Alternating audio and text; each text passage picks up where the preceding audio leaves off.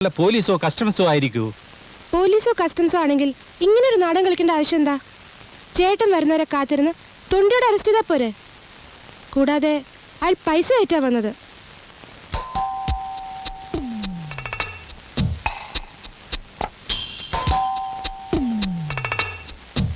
കോൺ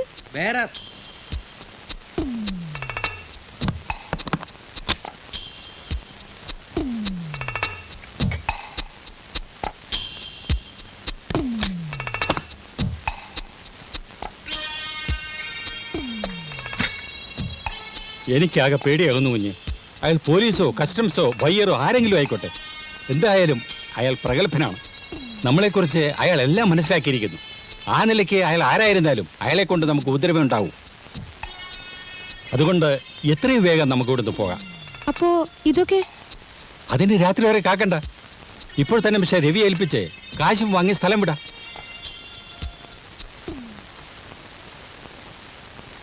cash കൊണ്ടുവന്നിട്ടുണ്ടോ? ഹോട്ടലിൽ വന്നയാളെ ഇതിനു മുമ്പ് കണ്ടിട്ടുണ്ടോ? എങ്ങനെയോ നിങ്ങൾ ആരാന്നറിഞ്ഞേ സാധനം വാങ്ങാൻ വന്ന ആളായിരിക്കും. എന്നാലും ആരടാ അവൻ? ഞാൻ തന്നെ.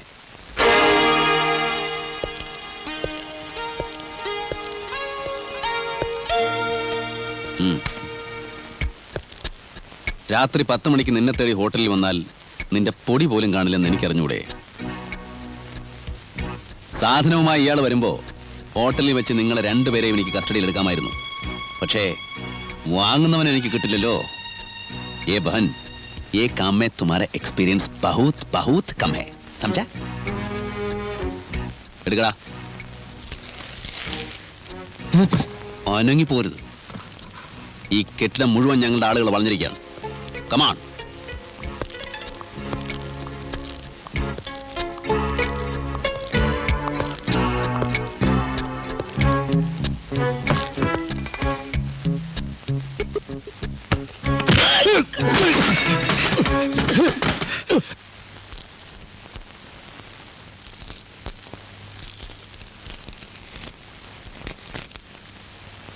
ധാരാ കൊണ്ടുവന്നേ. മുഖം എനിക്ക് ഓർമ്മയില്ല. സാറിന് തരാൻ കുറച്ച് മധുരപലഹാരങ്ങളാണെന്ന് പറഞ്ഞു. അതിനിപ്പോ എന്ത് മുഖം അഡ്രസ് നോക്കാൻ? ഹലോ, ഞാൻ തന്നെയാണ് സാർ. ഇപ്പൊ വിശ്വാസമായില്ലേ ഞാൻ പറഞ്ഞ നുണയല്ലാന്ന്? സാറിന്റെ ജോലി ഞാൻ സ്വയം ഏറ്റെടുത്തു. അവരിൽ നിന്ന് പിടിച്ചെടുത്ത സാധനങ്ങൾ സാറിന്, വേറൊന്നുകൂടെ കിട്ടി, പണം. അത് ഞാൻ എടുത്തു. ഞാനൊരു പ്രാരാബ്ധക്കാരനല്ലേ സാറേ. ആ പിന്നെ ഒരു കാര്യം, ആ സാധനം എത്രയും വേഗം നശിപ്പിച്ചേക്കണം. ലക്ഷക്കണക്കിന് രൂപ വിലപിടിപ്പുള്ള മുതലാത്. സാറിന് വേണ്ടാത്ത വല്ല ടെംപ്ടേഷനും തോന്നിയാലോ? ദേഷ്യം തോന്നരുത്, നമ്മളൊക്കെ മനുഷ്യരല്ലേ സാറേ. എപ്പോഴാ മനസ്സ് മാറുക എന്ന് പറയാൻ ഒക്കില്ലല്ലോ. എനിവേ, വീണ്ടും സന്ധിക്കും വരെ വണക്കം. ഹലോ, ടെലിഫോൺ എക്സ്ചേഞ്ച് അല്ലേ? Connect me to your JE please. Good morning, I am Shekhar, CI Shekhar. ഒരു ഉപകാരം ചെയ്യണം. സ്റ്റേഷനിലേക്കും എൻ്റെ വീട്ടിലേക്കും വരുന്ന ടെലിഫോൺ കോൾസിൻ്റെ നമ്പറുകൾ ഒന്ന് ട്രേസ് ചെയ്യണം. കുറച്ച് ദിവസത്തേക്ക് മതി. ഏത് ഏരിയയിൽ നിന്നാണെന്നൊന്ന് മനസ്സിലാക്കിയാലും മതി. പ്ലീസ്, റിക്വസ്റ്റ് എഴുതി കൊടുത്തോളാം. Thank you. എന്തിനാണ് സൂചി പിടിച്ചിരിക്കണേ? അത് പൊട്ടിപ്പോയാലോ? ഇത് നടക്കുന്നില്ല. നടക്കുന്നില്ലേ പിടിച്ചു തിരിക്കണോ? താൻ ഏതാ? വാസുദേവൻ സാറ് എവിടെ? ഏത് വാസുദേവൻ സാറ്? ഏത് വാസുദേവൻ സാറോ? അപ്പൊ താൻ എങ്ങനെ അകത്ത് കയറി? നിങ്ങളാരാ? പപ്പാട്ടന്റെ ഉമ്മയാ? പപ്പേട്ടനോ? അതാരാ? ഇവൻ പൂട്ട് പൊളിച്ച് അകത്ത് കടന്നതാണോ എന്റെ ഈശ്വര? പപ്പാട്ടാ, പപ്പാട്ടാ. ആ, അകത്തുണ്ടായിരുന്നോ? സാറിന്റെ പേര് പപ്പൻ എന്നാണോ? ആ അങ്ങനെ ഒരു പേരെനിക്കുണ്ട്. കമ്പനി എല്ലാവരും അങ്ങനെയാ വിളിക്കുക. ഞാനെങ്കിലും പോയി കുറച്ച് ചായ ഉണ്ടാക്കി, ഞാൻ വെള്ളം വെച്ചിട്ടുണ്ട്. ഇത് കൂടെ പണിയെടുക്കുന്ന ആളായിരിക്കും അല്ലേ? ആ അതെ അതെ. ആ അപ്പൊ സാറേ, ഓട്ട് കമ്പനിയിൽ അവിടെയുള്ള ഒരു കളരി ഗുരുക്കലില്ലേ, അയാൾക്കൊരു മോളുണ്ട്. പഠിപ്പധികമില്ല, പക്ഷെ നല്ല ഓരോ തടി. സാറിന് ചേരും. അതൊക്കെ നമുക്ക് പിന്നെ ആലോചിക്കാം. ഇപ്പൊ പോയി ചായ ഉണ്ടാക്കി. ചില്ലറ പണിയൊക്കെ ചെയ്യാൻ പറ്റുന്ന സ്ത്രീയാ. നിങ്ങളെ ശരിക്കുള്ള പേരെന്താ? പപ്പ, വാസുദേവ്, പിന്നെന്താ ലൂയിസാ? ഏത് പേരാ ജമാലിന് ഇഷ്ടം? പേരിനല്ലല്ലോ ഇഷ്ടപ്പെടുക, മനുഷ്യനെയല്ലേ. ജമാലിന് കുറച്ച് കാര്യവിവരമൊക്കെ ഉണ്ടല്ലോ. തന്റെ ബാവൊക്കെ എപ്പോഴാ ഗോവയെന്ന് വരിക? അത് മൂപ്പരുടെ വീട്ടുകാർക്കും അറിയില്ല. സോറ നമ്മളെ പുരയിൽ ഇരുത്തി പൊറപ്പിക്കണില്ല. പെരുന്നാൾ അടുത്തല്ലോ, കുട്ടിയൊക്കെ കോടിക്കുപ്പായം വേണമെന്ന്. അതിനുമുമ്പ് ബാബുക്ക വരാണ്ടിരിക്കില്ല. കുവൈത്ത് നളിയൻ്റെ വിവരമൊന്നും ഇല്ലാത്തതുകൊണ്ട് സൂറയുടെ കരച്ചിലത് വേറെ. നമ്മളിപ്പോൾ എന്താ ചെയ്യുക?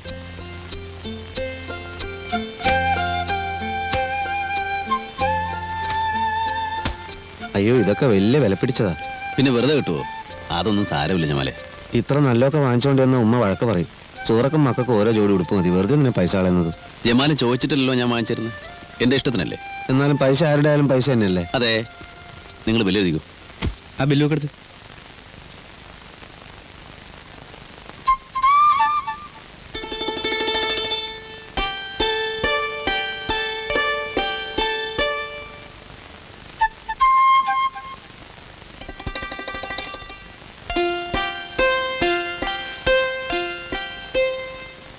ഹലോ ഹലോ, നിങ്ങളുടെ അല്ലേ? ആ ആനി നല്ല ആളാ, എന്താ ഫോൺ ചെയ്യാതിരുന്നത്? കൊള്ളാം. ഞാൻ എത്ര തവണ ട്രൈ ചെയ്തെന്നറിയോ? നിങ്ങളുടെ ലൈൻ എന്തോ തകരാറുണ്ട്.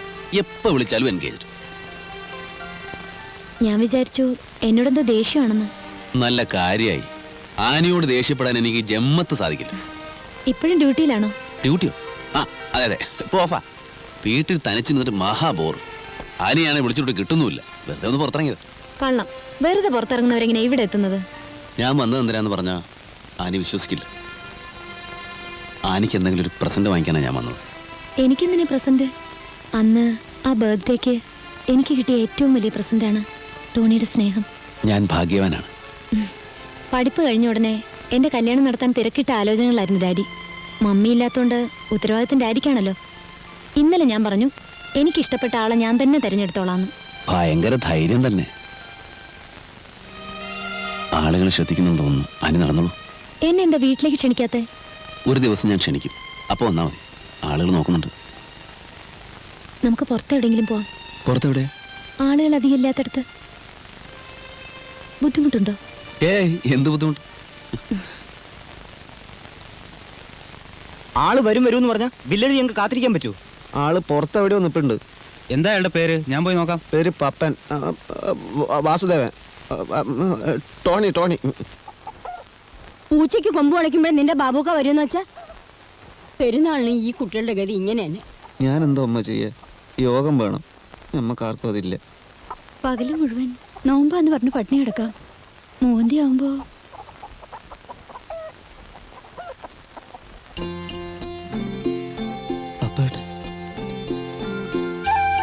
ഞാൻ എൻ്റെ ഒരു ദോസ്തനെ കണ്ട് സംസാരിച്ച് തിരിച്ചു വരുമ്പോഴേക്കും ജമാൽ ദോസ്തനെ കാണാനില്ല. ഞാൻ കുറെ കാത്തുന്നു. ഞാനുണ്ടാവും നോമ്പോർക്കാൻ.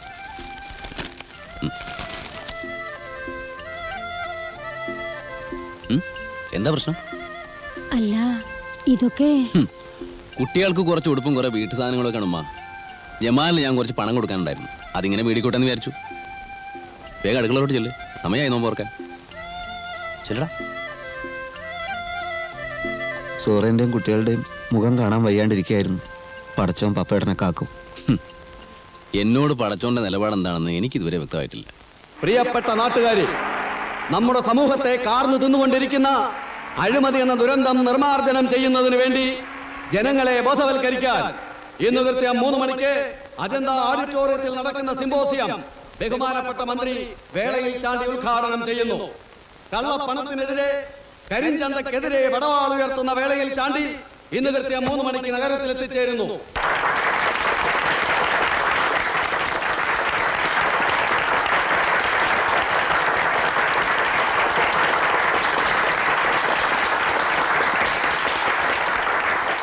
ബഹുമാനപ്പെട്ട മന്ത്രി ശ്രീ വേളയിൽ ചാണ്ടി ഇപ്പോൾ നിങ്ങളോട് സംസാരിക്കുന്നതായിരിക്കും.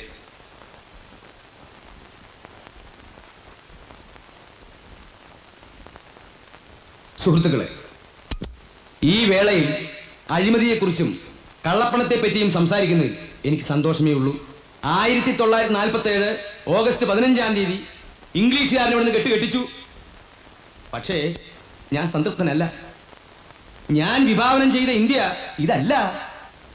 രാഷ്ട്രീയത്തിൽ പിച്ച വെച്ച് നടന്ന കാലം മുതൽ എൻ്റെ മനസ്സിൽ ഞാൻ താലോലിച്ചിരുന്ന ഒരു കൊച്ചു സ്വപ്നമുണ്ടായിരുന്നു. പത്രക്കാർ പറയുന്നത് പോലെ മന്ത്രിയാവുക എന്ന മോഹമായിരുന്നില്ല അത്. ഈ നാട്ടിലെ അധ്വാനിക്കുന്ന തൊഴിലാളികളെ പ്രതിനിധി എന്ന നിലയിൽ എനിക്ക് ഇന്ത്യയോട് ചില കടപ്പാടുകളുണ്ട്. അത് പൂർത്തീകരിക്കാൻ കള്ളപ്പണവും അഴിമതിയും ഈ നാട്ടിൽ നിന്നും തുടച്ചു മാറ്റാൻ എന്റെ വിശുദ്ധമായ കരങ്ങൾക്ക് ശക്തി തരൂ.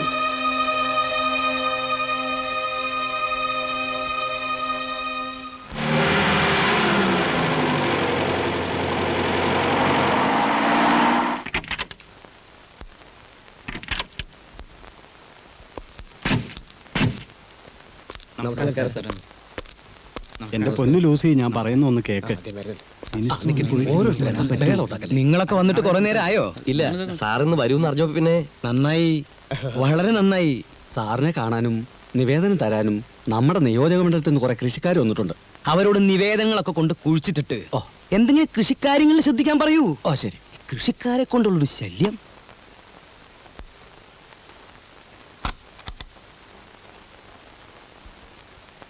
ഇരിക്കൂ. എങ്ങനെ പോണു കാര്യങ്ങളൊക്കെ? ഒരു ദിവസം കുഴപ്പമില്ലാതെ പോകുന്നുണ്ട്. ഇല്ലേ? ഉവ്വ്. പിന്നെ എന്തിനാ നാട്ടുകാർ ഈ മന്ത്രിസഭയെ കുറ്റപ്പെടുത്തുന്നത്? അതാ എനിക്ക് മനസ്സിലാവാത്തത്. വേളയിൽ ചാണ്ടി അഴിമതിക്കാരനാണ്, കള്ളപ്പണക്കാരനാണ് എന്നൊക്കെയല്ലേ ആരോപണം. അതൊക്കെ ഒന്ന് മാറ്റിയെടുക്കാനാ ഇന്ന് ഈ ചടങ്ങ് സംഘടിപ്പിച്ചത്. അതെന്തായാലും സാറിന്റെ ഇമേജ് വർദ്ധിപ്പിക്കും. ചെറ്റക്കുടിലിൽ ജനിച്ചവൻ ദന്തഗോപുരത്തിൽ എത്തിയത് എങ്ങനെയാന്നാ ചില പട്ടികളുടെ ചോദ്യം. സ്വന്തം പ്രയത്നം കൊണ്ട്. യേശുക്രിസ്തു ജനിച്ചത് കാലിത്തൊഴുത്തിലല്ലേ? ഇന്ന് ലോകം മുഴുവൻ അംഗീകരിക്കപ്പെടുന്ന ആളാ. എങ്ങനെ ഇവിടം വരെ എത്തി? സ്വന്തം പ്രയത്നം കൊണ്ട്. കർത്താവ് വന്നിട്ടുണ്ട്.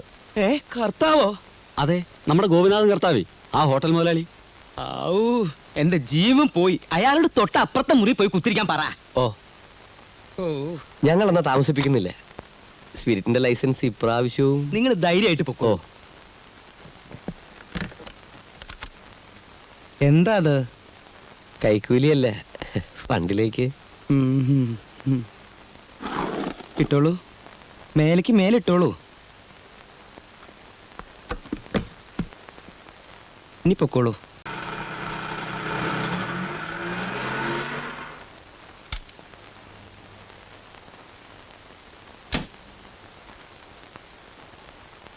എല്ലാവരും ഉണ്ടല്ലോ. മിനിസ്റ്ററെ കണ്ടു കഴിഞ്ഞാ? കഴിഞ്ഞു. കൃഷ്ണേട്ടൻ എന്താ താമസിച്ചേ? ഞാൻ അല്പം തിരക്കിലായിരുന്നു. എന്താ രവി, മന്ത്രി എന്ത് പറഞ്ഞു? പ്രത്യേകിച്ചൊന്നും പറഞ്ഞില്ല. വന്നേ, ഒരു മിനിറ്റ്. രവി, ഇപ്രാവശ്യമെങ്കിലും വയനാട് റേഞ്ച് എനിക്ക് വിട്ടുതരണം. ലേലമല്ലേ, ആർക്ക് ശ്രമിച്ചു നോക്കാവുന്നല്ലേ ഉള്ളൂ. പോകാം. നമസ്കാരം. നമസ്കാരം. എന്തൊക്കെയാണ്? അകത്തുണ്ടല്ലോ. ഉണ്ട്. ഒന്ന് കാണട്ടെ. ആ ചെല്ല. എത്രയുണ്ട്? 4. നമസ്കാരം. ഓ, താനായിരുന്നു. ഒന്ന് മുട്ടിട്ട് വന്നൂറു. അങ്ങനെ ഒരു ആവശ്യമുണ്ടെന്ന് തോന്നിയില്ല. താ പുറത്തു പോയി നിൽക്ക്, അല്ലെങ്കിൽ വല്ലവരും കൊണ്ട് എഴുന്നള്ളൂ. ഓ, നാളെ തന്റെ മഞ്ഞപത്രത്തിൽ വരുവടോ മന്ത്രി വേളയിൽ ചാണ്ടിയുടെ തലയിൽ നോട്ടുകൊണ്ട് അഭിഷേകം എന്നൊക്കെ. ഒന്ന് ചുമ്മാ ഇരു സാറേ. അങ്ങനെ വലുതും ഇന്നേ വരെ എന്റെ പത്രത്തിൽ വന്നിട്ടുണ്ടോ? അങ്ങനെ അങ്ങോട്ട് തീർത്ത് പറയാൻ പറ്റില്ല. താ എനിക്കെതിരായ ചില ഒളിയമ്പുകൾ വിട്ടതൊന്നും ഞാൻ അറിയാതിരുന്നിട്ടില്ല. അല്ല, ഇനി അഥവാ അങ്ങനെ വലുതും വന്നിട്ടുണ്ടെങ്കിൽ അതുമല്ല അച്ചടിപ്പശകായിരിക്കും. അങ്ങനെയുള്ള അച്ചടി പെശക ഈ പെശകെന്ന് പറയുന്നത്. അത് വെച്ച് വലിയ കളി കളിക്കണ്ട. അതൊക്കെ പോട്ടെ, എങ്ങനെയുണ്ടോ തന്റെ പത്രത്തിന്റെ ഓട്ടം? 500 1000 അത് ഒരെണ്ണോ? അയ്യോ, 1,00,000 കവിയും. തുടങ്ങിയിട്ട് ഇന്ന് വരെയുള്ള കണക്കല്ല ഞാൻ ചോദിച്ചത്. ഓ, സാറിന്റെ ഒരു തമാശ. എടോ അമ്പലക്കള്ള, തനിക്ക് ബിൽഡിംഗ് പണിയുണ്ട്, അബ്കാരിയുണ്ട്, എസ്റ്റേറ്റ് ഉണ്ട്. പിന്നെ എന്തിനാടോ ഈ കടലാസിന്റെ വില പോലും കിട്ടാത്ത ഈ പത്രം കൊണ്ട് നടക്കുന്നത്? അതുള്ളത് കൊണ്ടാണല്ലോ സാറേ കഥകിൽ മുട്ടാതെ അകത്ത് കയറാൻ കഴിഞ്ഞത്. ആ ശരി ശരി, അതൊക്കെ പോട്ടെ. ഇപ്പൊ തന്റെ വരവിന്റെ ഉദ്ദേശം എന്താ? അത് പിന്നെ ഇതിൽ വെക്കല്ലേ, ഇത് എണ്ണിതാ. അവിടെ 1 2 3 4 5 അല്ലേ? ആ അത് പോട്ടെ. എടോ താൻ ഇന്നാളെ ഒരു ബ്ലേഡിന്റെ കാര്യം പറഞ്ഞില്ലേ? ഫോറിൻ ബ്ലേഡിന്റെ അല്ലേ എന്റെ അളിയൻ ദുബായിൽ നിന്ന് കൊണ്ടുവന്നത്? സാറിന് വേണോ? എന്തിനാ? കഴുത്തറുത്ത് ചാവാനാ? എടോ ബ്ലേഡ് കമ്പനി. ഓ, ദേവസ്യാന്റെ ബാങ്ക്. ഏത് ദേവസ്യേട്ടൻ? ഗോപുരം ചിറ്റ് ഫണ്ട്സിന്റെ ഉടമസ്ഥൻ, ഞങ്ങളുടെയൊക്കെ ദൈവം. ദൈവോ? അതെ, ലേലത്തിനൊക്കെ പോകുമ്പോ 10 20 ലക്ഷം മറക്കണമെങ്കിൽ അയാളെ ഉള്ളൂ. ചെവി അയാളുടെ ഇടപാടെങ്ങനെ വിശ്വസിക്കാവോ? ഭംഗി വാക്ക് പറയല്ല, എന്നേക്കാൾ വിശ്വസിക്കാം. താൻ അയാളെ ഒന്ന് വിളിച്ചു പറ, എനിക്ക് അയാളെ ഒന്ന് കാണണം. ഇപ്പൊ തന്നെ പറഞ്ഞേക്കാം.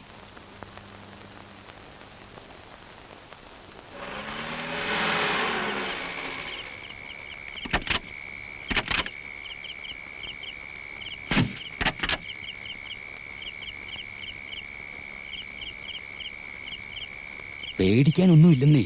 ഇല്ലല്ലേ? ഇല്ല.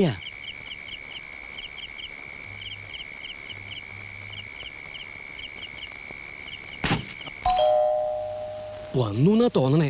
കർത്താവെ, മാല വാങ്ങാൻ പോയ കുരിശിനെ കാണാനല്ലോ. അപ്പാ ക്ഷമിക്കണട്ടാ. ആ വാതിൽ തുറന്നു കൊടുത്തേ. വാ. വളരെ പെട്ടെന്നായി പോയിട്ടാ. ഇത്തിരി മുമ്പ് അറിയിച്ചിരുന്നെങ്കിൽ താലിപ്പിലും കൂടി അറേഞ്ച് ചെയ്യായിരുന്നു. എന്നാ പിന്നെ ഒരു ചെണ്ടകൊട്ടി പരസ്യം കൂടി ആവായിരുന്നില്ലേ? ഒരു വെടിക്കെട്ടും 4-5 അമുട്ടും ആവായിരുന്നു. മിനിസ്റ്ററുടെ രഹസ്യ വരവല്ലേ ദിവസേട്ടാ. അതുകൊണ്ടല്ലേ വീട്ടിൽ വന്ന് കാണുന്നേ, അല്ലെങ്കിൽ ബാങ്കിൽ വരില്ലായിരുന്നു. ഇങ്ങോട്ട് വന്നോളൂ, ഇങ്ങോട്ട് വന്നോളൂ, ഇങ്ങോട്ട് വന്നോളൂ. ഇരിക്കൂ, ഇരിക്കൂ. കൃഷ്ണ എന്റെ സ്വന്തം ആളാ. നിങ്ങളെ കുറിച്ച് വലിയ അഭിപ്രായം പറഞ്ഞപ്പോ നേരിട്ട് കണ്ടുകളയാന്ന് വിചാരിച്ചു. നമ്മുടെ മഹാഭാഗ്യം എന്നല്ലാണ്ട് എന്താ പറയാ. നിങ്ങളുടെ ഈ എന്താ അതിന്റെ പേര്? ഗോപുരം ചിറ്റ് ഫണ്ട്സ് എന്നാണ്. ആ, എന്നാ തുടങ്ങിയത്? 1115 ഉം. അപ്പന്റെ അപ്പനായിട്ടാണ് കമ്പനി തുടങ്ങി. അന്ന് തൃശ്ശൂർ പേരൂർ കുറീസ് ക്ലിപ്റ്റ് എന്നായിരുന്നു പേര്. ഉം. ആയിരിക്കണ അപ്പാപ്പന്, അതിന്റെ അടുത്തിരിക്കണ അപ്പന്, അപ്പനായിട്ടാണ് കമ്പനി വലുതാക്കിയേ. നമ്മളത് ഏറ്റെടുത്തപ്പോ കമ്പനിയുടെ പേര് മാറ്റി ഗോപുരം ചിറ്റ് ഫണ്ട്സ് എന്നാക്കി. അതേതായാലും നന്നായി. ഗോപുരം എന്ന് പറയുമ്പോ ഉയർച്ചയാണല്ലോ. പേര് മാറ്റി വെച്ചിട്ട് പാരമ്പര്യത്തിന് കുറവില്ലാട്ടാ. മറ്റുള്ള ബ്ലേഡ് കമ്പനികളൊക്കെ ഡും ഡും പൊട്ടിപ്പോ എങ്ങനെ പൊട്ടിപ്പോ? ഡും ഡും പൊട്ടിപ്പോ. എവിടെ വീട്? വീട് തൃശ്ശൂരിന്. ആ. ഡും ഡും പൊട്ടിപ്പോ ഈ ഗോപുരം ചിറ്റ് ഫണ്ട്സ് ആണ് പിടിച്ചു തന്നെ. 24 അവേഴ്സിനുള്ള പൈസ മുഴുവൻ മടക്കി കൊടുക്കും ഡെപ്പോസിറ്റേഴ്സ് ഞാനൊരു പരസ്യം കൊടുത്തു. ഒറ്റെണ്ണം വന്നില്ല. എന്തുകൊണ്ടെന്ന് കാരണം എനിക്കറിയില്ല. ആ, സ്വിസ് ബാങ്കിനൊക്കെ വിശ്വാസം നമ്മുടെ കമ്പനി. സാറിനത് ബോധ്യാവും. എനിക്ക് ബോധ്യപ്പെട്ട തനിക്ക് നല്ലത്. അപ്പോ കാശിനി 3-4 മാസം കഴിഞ്ഞല്ലേ ആവശ്യം വരുള്ളൂ. അതെന്താ 3-4 മാസം കഴിഞ്ഞ് എന്റെ മക്കളുടെ കല്യാണം ഉണ്ടാ? അതല്ല, തെരഞ്ഞെടുപ്പ്. തെരഞ്ഞെടുപ്പിനുള്ള പണമൊക്കെ ഞാൻ നാട്ടിൽ നിന്ന് പിരിച്ചോളാം. എന്നും ഈ രാഷ്ട്രീയം കൊണ്ടുകൊടുക്കാൻ പറ്റുമോ? ഇതൊക്കെ പിൽക്കാലത്തേക്കുള്ളൊരു സുരക്ഷിതത്വം അത് വേണം. ആ, പിന്നൊരു കാര്യം, എനിക്ക് തന്റെ ബാങ്കിൽ നിക്ഷേപം ഉണ്ടെന്നുള്ളത് ഞാനും താനും ഈ കൃഷ്ണനും മാത്രമേ അറിയാൻ പാടുള്ളൂ. 4ാമത് ഒരാൾ അറിഞ്ഞാൽ അയ്യോ, അത് പിന്നെ നമുക്ക് അറിഞ്ഞൂടെ. പിന്നെ ഇത് മാത്രം ആക്കണ്ടാട്ടാ. ഇനി നമ്പർ 2 ഉണ്ടെങ്കിൽ അത് സ്വന്തമാവണമെന്നില്ല. ബന്ധുക്കളോ സുഹൃത്തുക്കളോ ആരായാലും നമ്മുടെ അടുത്തേക്ക് അയക്കണട്ടാ.